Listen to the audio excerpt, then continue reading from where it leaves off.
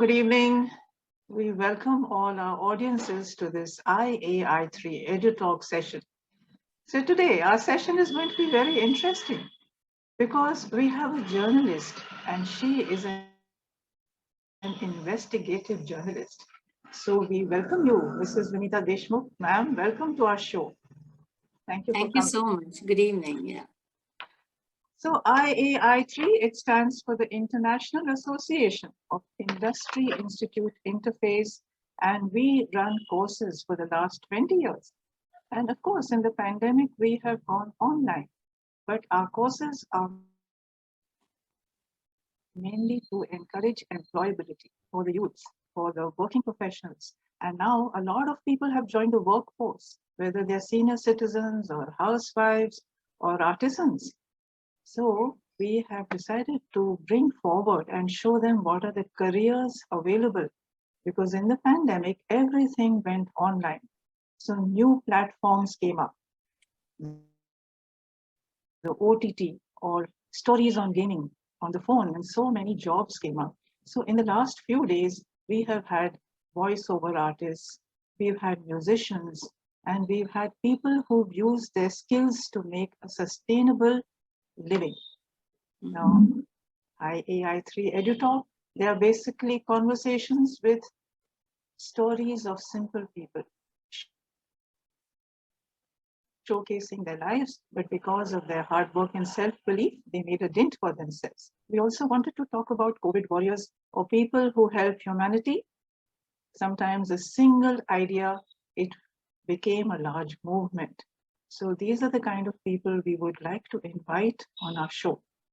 Of course, it's really strange and a little humorous. A lot of people ask me that how ordinary do we have to be to come onto your show? So you don't have to be really very ordinary. You're welcome on our show anytime. And then our vision was to call proficient people, even from traditional careers such as engineering, architecture, journalism, and let them speak to our audiences about the strengths, the challenges about taking a career in that line, where they can get training and so on. And of course, lastly, we wanted our audiences to become a community of helpers, motivate them, and talk to them about education. So I'm Anjali Sangvi, and I'm a soft skills trainer. I'm your host for this evening. It is with great reverence, and it is a great, profound honor for me to introduce to you Mrs. Vinita Deshmukh. Whether it is editorship, authorship, or her work in journalism, she has been brilliant. And all her hard work she has translated into helping people. So Mrs. Vinita Deshmukh, she is the editor of a pan-India business magazine, a very well-respected magazine with a huge circulation, and it is called The Corporate Citizen. She is also the consulting editor for a magazine called Money Life, and she runs a column on Wednesdays where she talks about stories of people who took help of the Right to Information Act. She has been with the Indian Express for a very long time as a journalist, and all her achievements, her experiences, her expertise, we are going to talk to her about it. Vinita has won several awards. One was given to her by Mrs. Menaka Gandhi, that was the Web Wonder Woman Award. And there was another award called the Ladli Media Award and the Acharya Atre Award. So the list of accomplishments are so long and so many. So I'm going to speak about a few of them. The rest we are going to ask Vinita. And she has also authored many books. She has written a book called To the Last Bullet, which she co-authored with Mrs. Vinita Kamte, wife of Ashok Kamteji, additional commissioner who was killed in the terrorist attack of 26/11. She has written another book, which was a bestseller, The Mighty Fall. And then she wrote a lovely tribute to her husband, From Grieving to Healing. And she wrote 2 books for Yashta, which is the nodal Training Institute for the Government of Maharashtra. Both of them have to do with the Right to Information Act. Vinita is a champion of Section 4 of the RTI. And she has helped many people in her journey. She is also involved in environmental issues.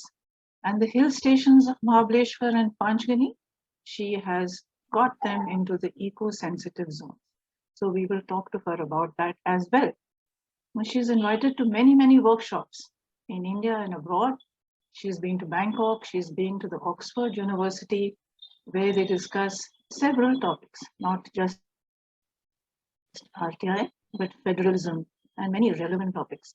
So Vinita, she has been with the Indian Express in many capacities.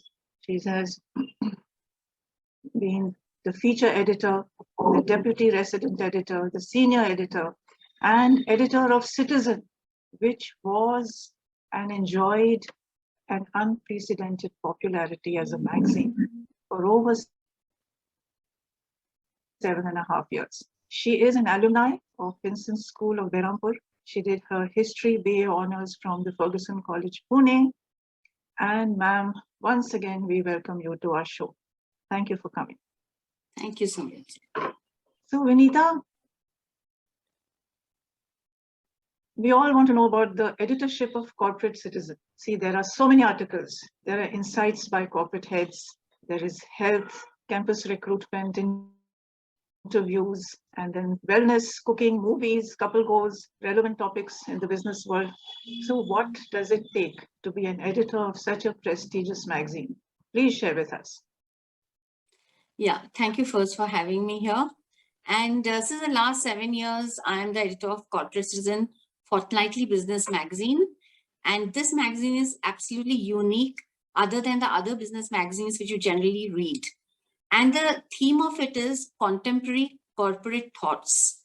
Because India's industry and the corporate world has expanded massively, not only after the IT sector, but even other sectors, whether be it manufacturing, be it telecom industries, hospitality industry. There are various sectors which have expanded so much. And of course, you have the startups, the entrepreneurs.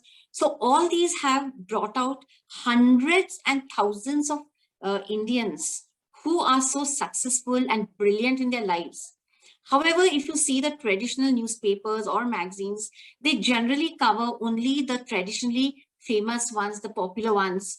And there is a whole lot of treasure which we do not know.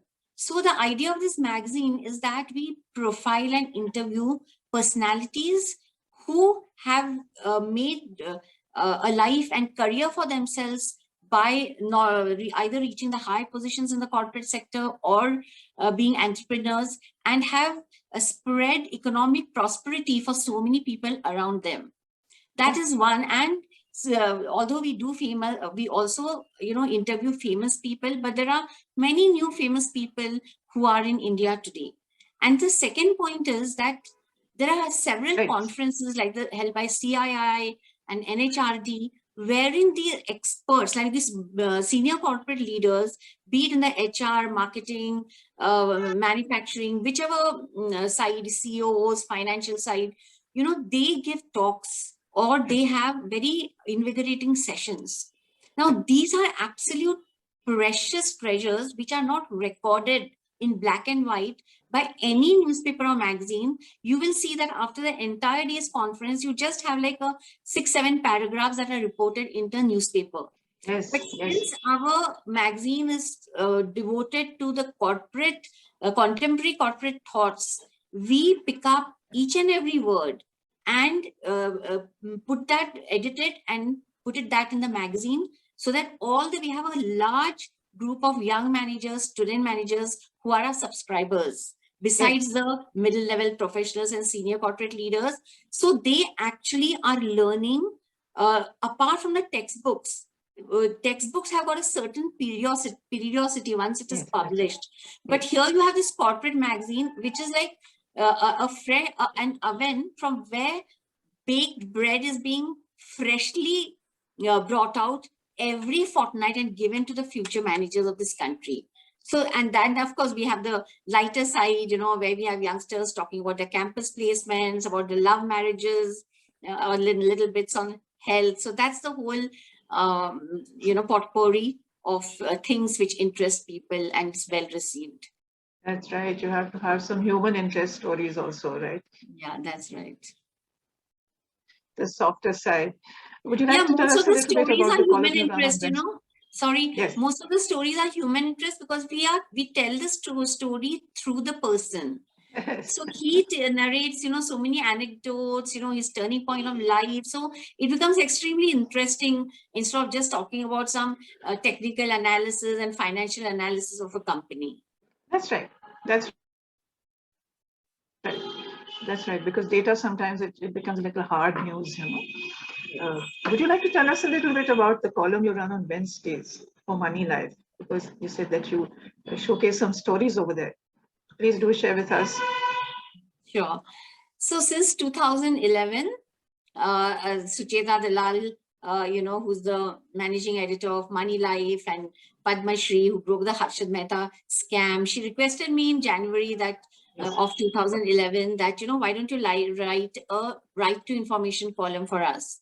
Because up to the time of 2005, when the RTI Act was implemented in India, a journalist only had a tool that is a pen, or you can say the typewriter or computer, and Right. he or she had to officially get the truth or the information from the officers themselves.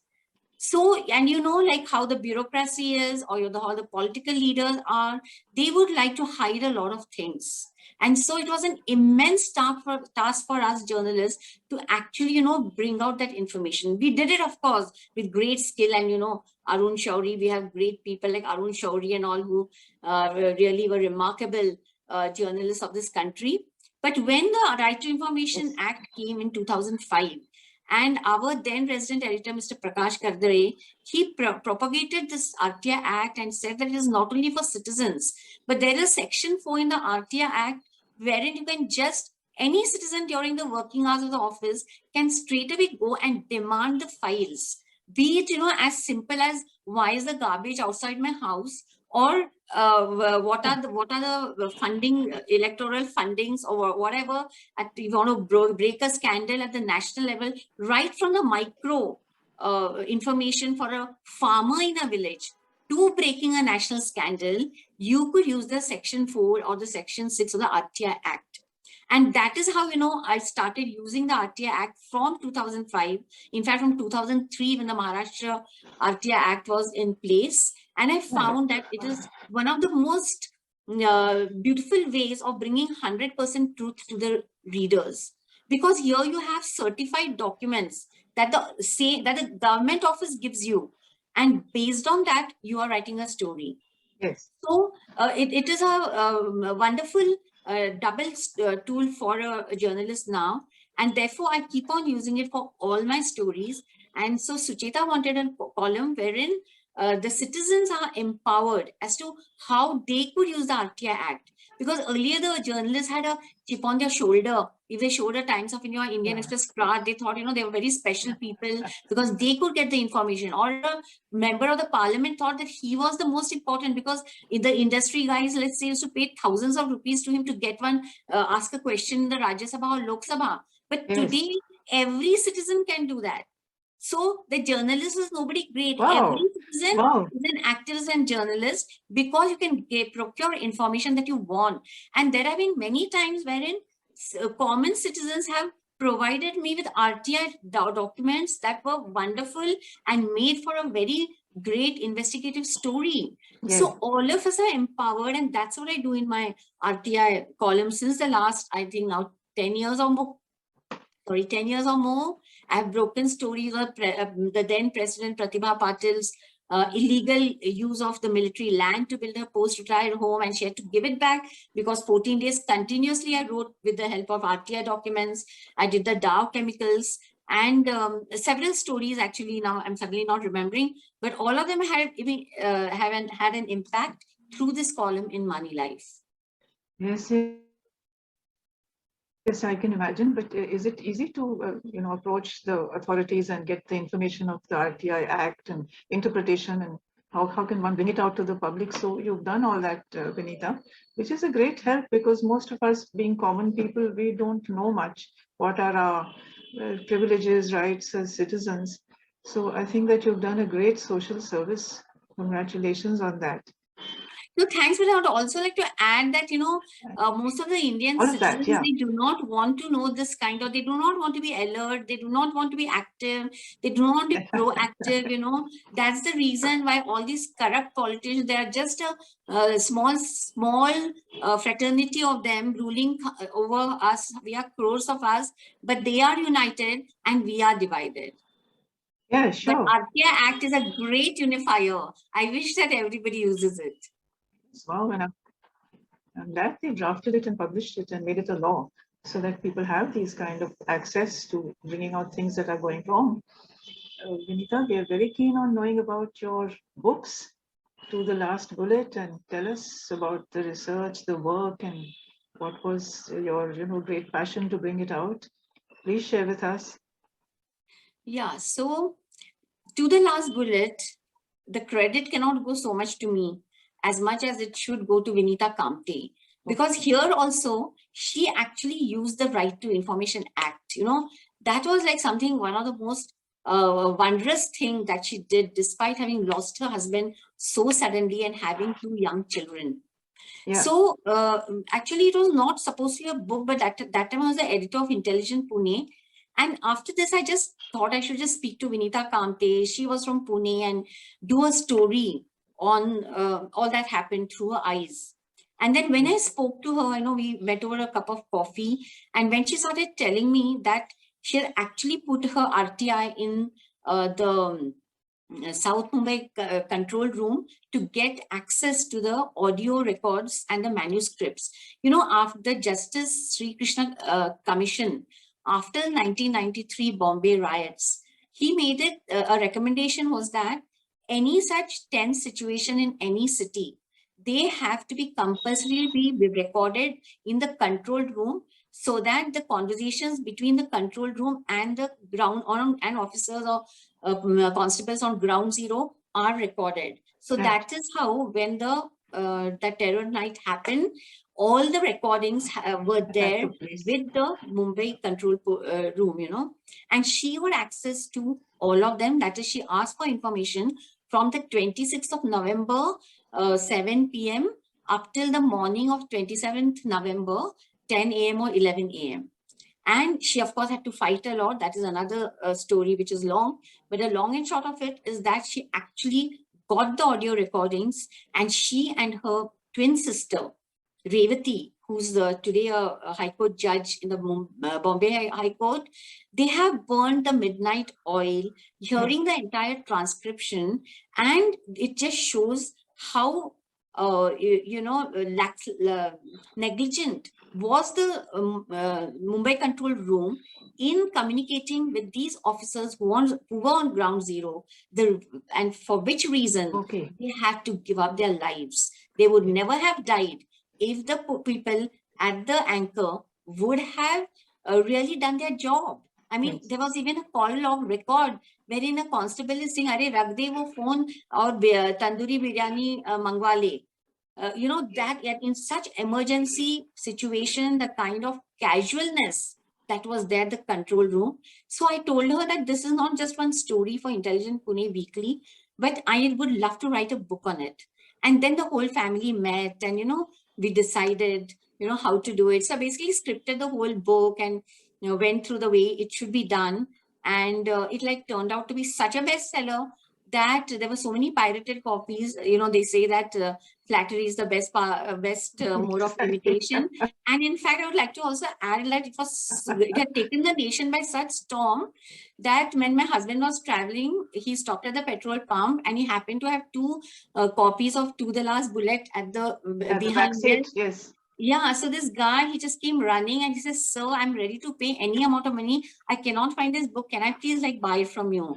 So my husband just gave it off to him, What so an honor. that kind of an impact, wherein one woman who was in mourning, so sorrowful, had such a tragedy, just picked up her guts to tell the state and the central home ministry, which kept on saying that these, I don't want to name, but there were high level columnists who wrote they were foolish, they went together, and all kinds of rubbish. But this lady stood up, and many books were written by foreign authors on the Mumbai terror always has Vinita Kamte's interview or this chapter of the To the Last Bullet. However, our country being what it is, despite she having given solid evidence, nothing is going to happen to the culprits and they go scot-free, whereas everybody forgets 26/11, except on that day where they just want to, shed crocodile tears. Yes, yes. And the amount of tenacity and courage it needed for a lady who had just lost her husband, it was so horrific because it wasn't expected, and she put everything together and she wrote that book with, I think, with your help and all the investigation to carry it to its conclusion. So hats off to her and hats off to you too, Vinita. Amazing. Please tell us a little bit about the Mighty Fall, if you would like to tell us about the research that goes into it, the investigation. Yeah. Okay, so the Mighty Fall is about my two success stories in RTI. One is the President Pratibha Patil retirement home scandal, and the other is a Dow Chemical scandal. And along with that, I have just put in some short success stories of RTI. Okay. So I'll just quickly tell you that President Pratibha Patil, when she was the President of India, everybody really was happy that it was the first woman president. However, RTI application put in by Colonel Suresh Patil to the Home Ministry. He asked this question that after a president of India retires, what are the benefits of a home for him or her?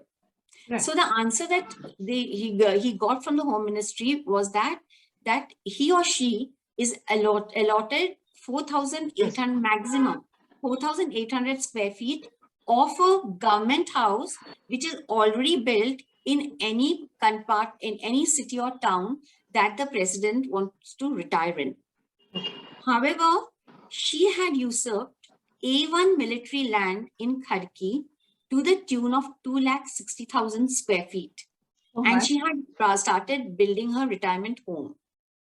So when Colonel Patil caught hold of this information and plus the photographs of where the construction was going on, he had 4 press conferences in 4 different cities, including Pune.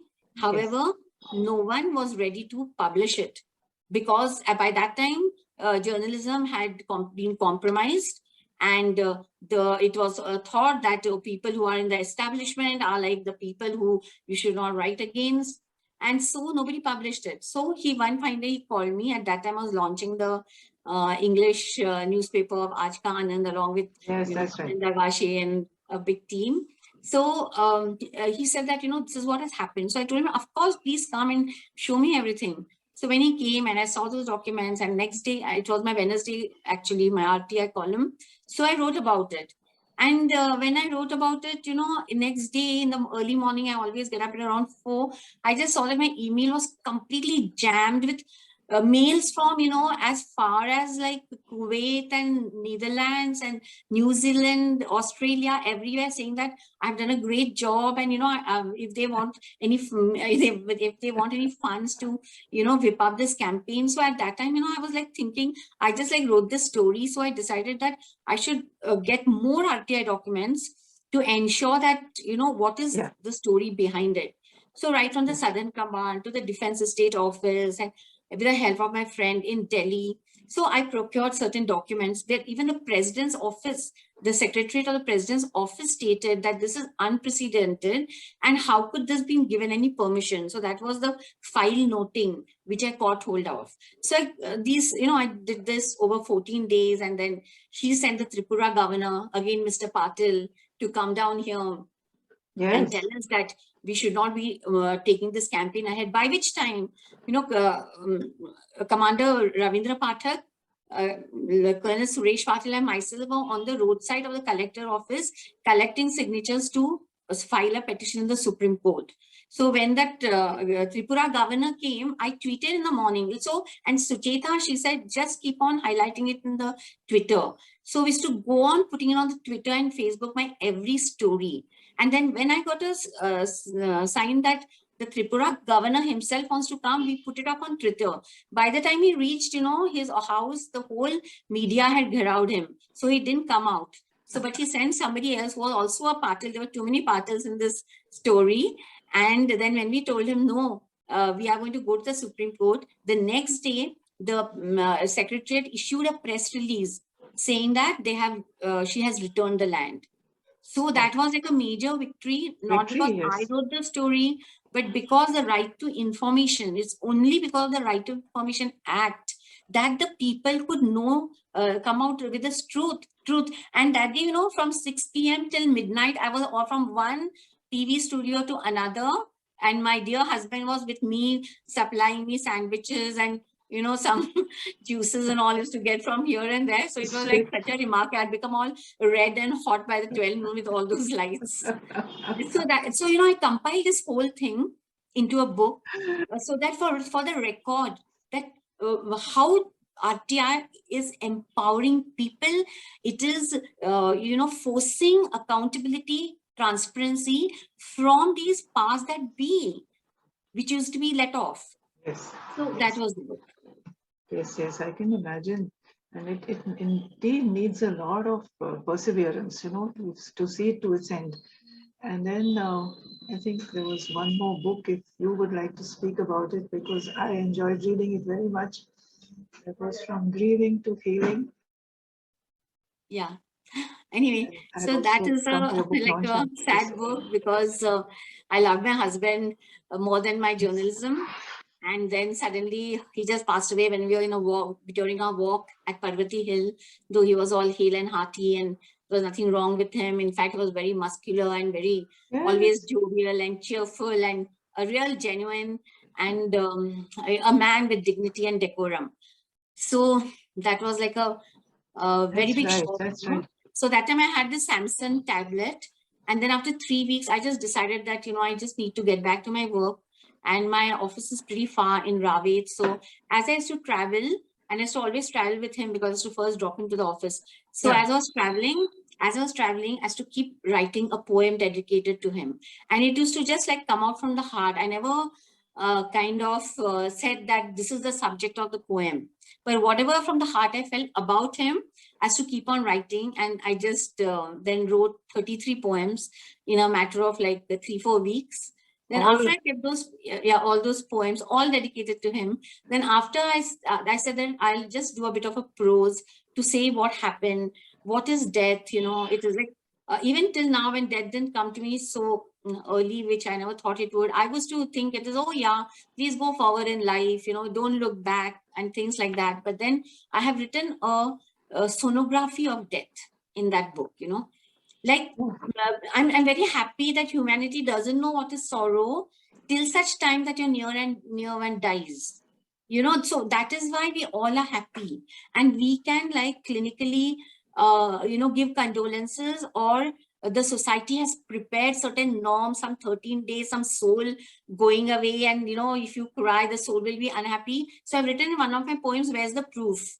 I said, for a journalist, you need a proof, right? You are telling me the soul is unhappy. How do I know? So it is just to suppress you, to suppress your sorrow, and just tell you that, damn, better not cry for him. So that's why I've written a sonography of death and all it happened. And Mohan Agashi, I interviewed on he being a psychiatrist, on his take on death. And I compiled a book, tributes from all the friends who just loved him so much, so they have put in their tributes. And that's what Grieving to Healing is all about. So I have like recorded all that thing so I don't forget my husband. Then what happened is that the COVID came and I had to work 24/7, work from home. And I've never lived without my husband, Vishwas, at home alone. So then that's when, I just told him that, okay, you come back to the bench from where you passed away. And I have to tell you a story which is never happened in this world. So I named her Lady Corona. And the entire book is a poetic dialogue between him and me of the philosophical and the social reasons why Corona struck this world in one go. So that poetry book is called Lady Corona. And last year it was released by Barkha Dutt, and it has now been translated into Marathi, and it will be soon released. So that's what these books are about. That is so beautiful to write so many poems on your husband whom you love so much. And poetry, it's such a beautiful way to express emotions. It's all the imagery one can use and everything that comes pouring out of the heart. We will all read this book because we would love. Sometimes writing in Marathi, which is your language, it might be the best thing to do, because when we translate it to another language, a lot of the beauty of the emotions is compromised, maybe.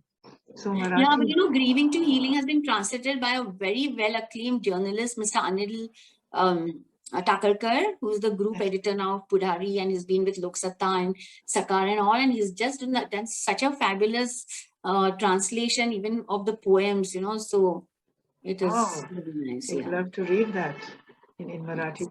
That's so beautiful. And then you've done so many good works for other people, and for that you have been awarded. See, recognition, of course, comes from huge organizations, but the fact that you stepped out and you did it, would you like to tell us the stories behind your awards, your Web Wonder Woman Award? How did you get it? Awards, yeah, awards are just an occasion to feel good for that day, because you have to like, it is, you know, my our editor, Mr. Prakash Kardare, when I was a very young journalist in my 20s, you know, so I had broken a story. It was just like a 1 year for me in journalism. And I was so proud about it, you know, that I was like, everywhere I was like so cheerful and all that. And suddenly, you know, Mr. Kardare, he just called me and he said that, okay, so what are you talking about? So I told him, no, I've just done this story and this one called up and all. And he said, please remember, he was so angry. He said, please remember that a journalist is like a raddi, forgotten 24 hours after the newspaper comes to the reader's hands, you know. So if you want to be a good journalist, you don't have to discuss your good stories. You have to relentlessly write till your last breath. So, you know, you can't even be happy that you got an award or, you know, you written a good story, because tomorrow people say, "Arey, wo to likhti thi, wo Vinita Deshmukh, abhi to kuch nahi karti," you know. So people forget. So that is the thing for awards. But yeah, you know, that award which I got for the Ladli Media Award is because a lady woman constable in Pune, she was a very hard worker. But, you know, she used to see that in her department, all the male colleagues would hardly come, like they would take leave without informing. So she invoked the RTI Act and to get information on the, to get a copy of the muster roll as to what are the attendees and this, and so she would take it forward to her boss. So when the male constables came to know that she's done this, in the night, one of the male constables, while she was guarding the gate of the Pune Police Commissionerate, went and physically assaulted her. So that's the time she came and approached Mr. Vijay Kumbhar, who's an RTI activist. And then, you know, we both got involved in it. I wrote that story. And not only that, I, you know, wrote to the National Women's Commission. Then I went to the Pune Police Commissioner. That time, you know, his name, I mean, I just forget, but it was very horrifying. I took his appointment and he actually told me that, oh, so you want to believe this lady? So I'll ensure and keep doing rounds to the courts. You know, he said something like that, really mean. But anyway, so I took up a case, and that's the reason they had awarded me for the Ladli Media Award. And for the Web Wonder Woman Award, they were looking at women in some 15 to 18 fields who used the social media to amplify their work. You know, so in the journalist section, I got it. because today is very important that you have to amplify it through the social media. How much ever people may curse social media, and how much ever a small group of people may use it for all Yes. nasty stuff, and Yes. to build hatred, to spread hatred, religious animosity, they are just a minority. Because today at the click of on your mobile, every hour you can just check out what is the status of the news. You have some beautiful, inspiring, powerful, positive stories which you can learn from. You have the empowerment of having a large audience with just the tip of your fingers. You don't need money for it. Yes, Earlier yes. earlier for group SMSs used to pay 1,000, 1,500 for 100 messages, all those things. Today Yes. there's just nothing. The citizen is completely empowered. But the citizen, I mean, those who are using the social media for the wrong methods, soon their tribe is going to die out. Because even the social media, the Twitter and Facebook are just taking so much action against such bad stuff. So those who amplified through the social media their good work, they were with, and incidentally, the award was with the of Twitter, one more NGO, and the Ministry of Women and Child Development, which at that time Maneka Gandhi was heading. Okay. That was in 2019. Yeah. Wow. Wow, that's amazing. And how about the IAI3 award? No, that was for that the Mighty Fall. Okay, okay. That's so some. It's so satisfying. It's satisfying to know that people are recognizing that, that the lady cop got assaulted or lion has been grabbed, and so a lot of wrongs have been righted because of all this good work you've done, Vinita. We would like to know, because you have 31 years in journalism, all that work and all the public stories that you did in the Indian Express. Yeah. Like So the tell us Indian about your time Express there? Pune was a unique edition because of Mr. Prakash Kardare, who was the resident editor, and he did not believe in just confining the news to the columns of the newspaper. He believed that a newspaper should be proactive. So Yes. he extended it and made what is called, famously called, was the Express Citizens Forum, which turned out eventually to be the most powerful citizen pressure group in Maharashtra, wherein whether it was a Mantralaya, whether it was a political leaders, whether it's a local municipal corporation people, they all had such high regard for the ECF, as it was called, because he brought in a lot of senior defense officers, who had retired and were in Pune, civil services officers, then NGOs and activists, dynamic women, like, we had Kani Sukrani and Geeta Veer. So he brought them all together to make it into a, so powerful was the edition because of him, that not only we had civic stories, like I think that was my period, like I was there for 20 years, but the first 14 years, it was my period of intense public journalism, and intense public journalism, community journalism, which was unprecedented in India till then. Anybody else can take the limelight, because in English newspapers do not go beyond the Delhi and Bombay, but the fact is that it was in Pune which created history in public journalism. And at that time, the Times of India was completely decimated. I mean, we had such a huge circulation that the Times of India could not withstand, that. But unfortunately, what happened after 14 years and after Mr. Prakash Kardare kind of, ceased to be the resident editor, everybody started aping Times of India and, aping this, what do they call that name, where you pay paid news, the paid news, the celebrity news, and, putting glamour into the newspaper. All those things started coming, and sensationalism. It completely crushed the genuine journalism. But so my best years were that, when we did this public journalism, and Mr. Kardare used to here, today the editors, there are such bright young journalists today, but their spirit is killed, because the editor will say that the management is not going to allow this story to go in. They have political affiliations, they have corporate affiliations. So even if the young journalist is brilliant, his whole, what do you call it, ambition is crushed. Yes. So but now these young journalists, they are not stopping just newspapers. They are in the OTT platform. They are in the social media. You should follow Sahil Menghani, a young boy of 24 years who is doing journalism. He does journalism only on Twitter and Facebook. He goes to does ground reporting, right? Yeah, whether it is farmers protest, whether anything, he does it. So they have found a new voice through this, thanks to technology. So I don't know whether your question, I just went a bit astray, but what I wanted to, could you just tell the question? Yeah, we were talking about all your awards and all the work that you've done for the Indian Express. So it's a highly respected newspaper because... No. So for the Indian Express, it was all to do with human interest stories, environment, civic stories, investigative journalism, all potpourri together, but it was meaningful journalism. That's what I did.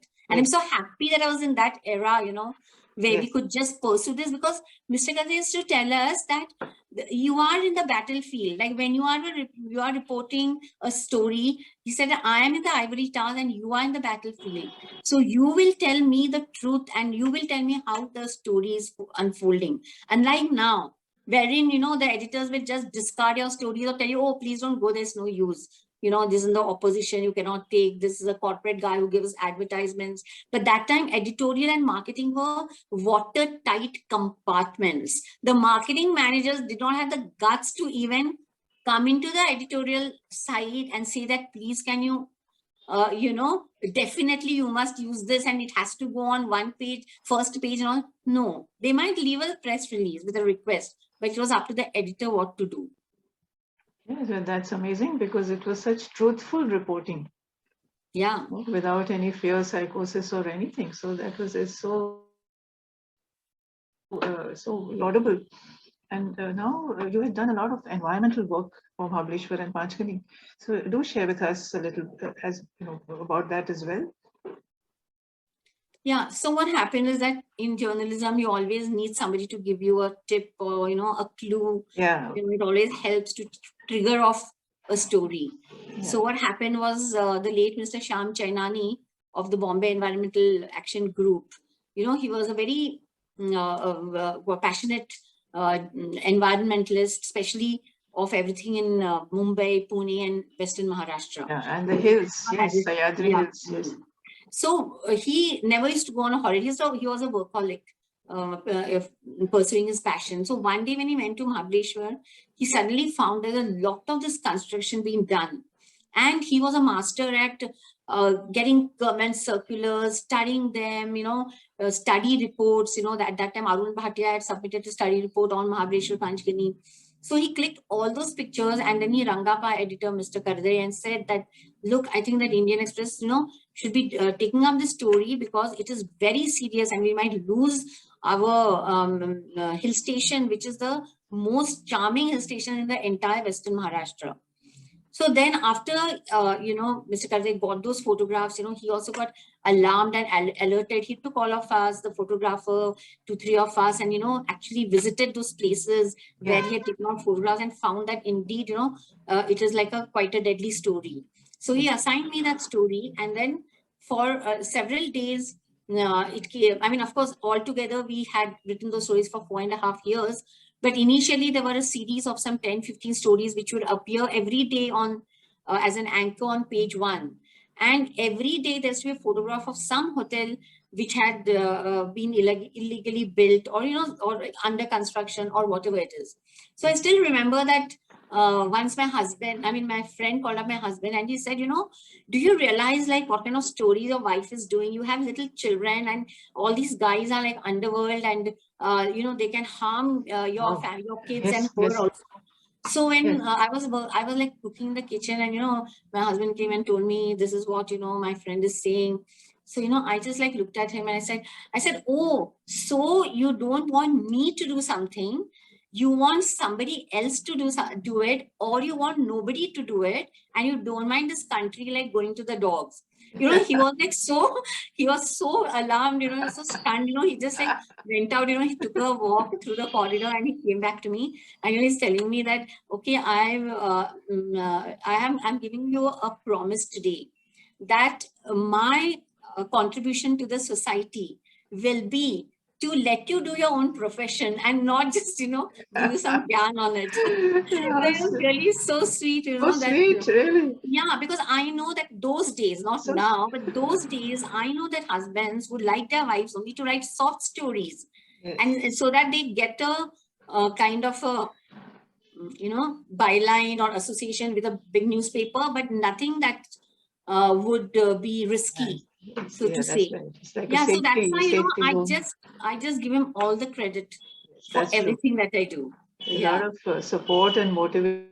Yeah. That just go for it, do it. Oh, how sweet is that? It's really very nice.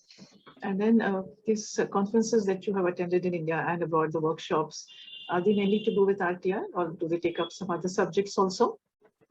No, so the ones that I attended in Bangkok was basically a media conference for saving the environment, and that time, climate change and all those things. So in a very nascent stage. But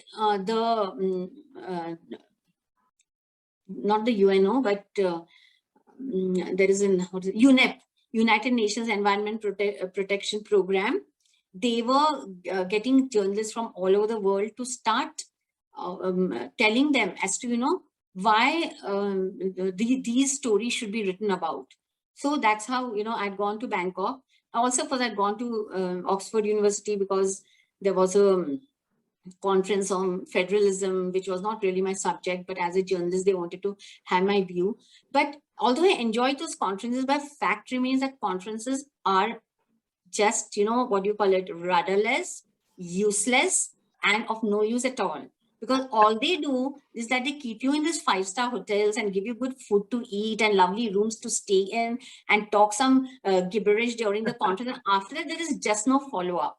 I'd rather like be a grounds person, barefoot soldier of journalism and of the society to amplify what is happening on ground than just be flying around in these aircrafts. And, finally, after that, nothing was achieved.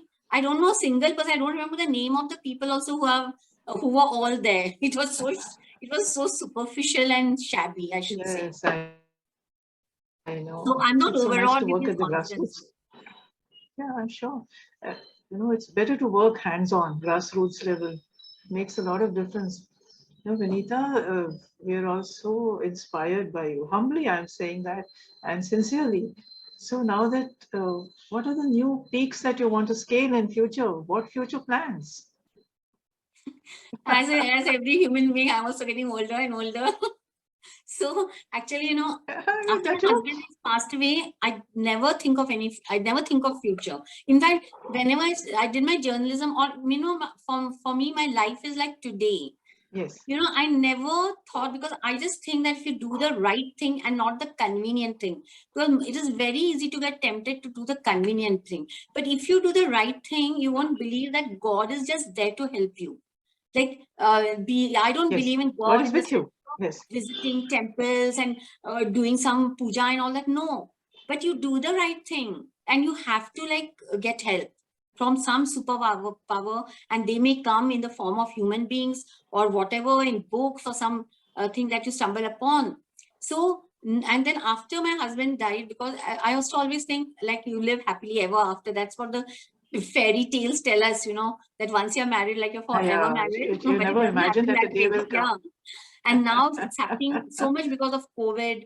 Forget my husband, at least we were married for 38 years. There's so many young people who have lost their near and dear ones. It is so sad, and it has become a reality that you have to live with such tragedies and go on. So you have a choice whether to grumble, rumble and lead your life, or whether to kind of try and come out of it. So I do 3.5 hours of yoga every day. I went through a lot, 4 years. I went through a lot of, panic attacks and a lot of emotional and physical stuff, that really spoiled my health. So today, as I'm doing since the last 1 or 2 years, I have started morning 6:30 to 8. I do Art of Living yoga, and evening 5 p.m. to 7 p.m. I do my yoga. Oh, it's all online. So after that, Amazing. now, 3.5 hours. yeah, every day 3.5 hours, except on Sunday. So that has actually helped me to become strong. Yeah. Like now I know that it's okay. It was like a milestone. Like Vishwas is a milestone in my journey. He cannot be. So I have just said that I am nobody's wife now. And that has helped me, because every time I used to get connected, like I was Vishwas's wife, that was just eating me up. So today Yes. I say that when I was 18 years, I met him. But before 18 years, I didn't even know that Vishwas existed on this earth, right? Yes. So Yes. that is how I start living. So I don't have any plans for the future. I'm also writing another book, which Yes. will soon, like in a month or two, it will be released. But I don't want to talk about it now. Yes. Yes. Yes. But as much, I think what I want to do, I don't have any plan about it. But I just think that the value of money has reached vulgar levels, and the value of life has reached the nadir. So I want, through little tidbits of simple words, tell people that you need to bring back those values in life. Whether Sure. it is in your own personal life, in your career, in the society around you, only value matters. The value of life and your health. Value of health. These are the only two things that are going to matter. I think by that time, like I would be no more, because as per the experts, like Dr. Peter Hotez just said, that there are going to be at least another 6-7 variants coming. And like the annual cyclones, you have to get equipped to deal with these kind of viruses. Okay, so 8, 9, 10 cousins of COVID are already in the, along the way that are going to come. So that is why health and values. I wish I can propagate this and keep on enriching myself by doing that myself. I don't want to preach, but I would like to do it myself and be like a walk the talk kind of a person. Yeah. You become like an icon, and people follow you. Please, no, And then the walk the I'm not talk, and icon. Like and you I wrote it, suppose you wrote you don't iconic want to and all. become one. Sorry, you wrote iconic I journalist. I'm think not I an should. iconic journalist. I'm a veteran journalist, you can say. Yes, yes. And I, enjoyed reading that article on empathetic leadership where you say people are looking for very good minds, the people with values. So I think that's what you would like to do in future, is help Mhm. people find their values and their, center point. They should sort of center themselves. But it was so enlightening, Vinita, to speak with you, Thank and you. we're so inspired by you, and what an interesting life you've led. And we wish you a lot of luck, a lot of success in the causes that you support, editorship and authorship and journalism. And we wish to have you on our show many, many times. Thank you so Thank you much so for much. coming, Vinita. It was a pleasure See you. talking to you. Pleasure to be with. Thanks for Thank having you, me. and see you soon again. Sure. Best wishes. Thank you. Bye bye. Bye. Good night.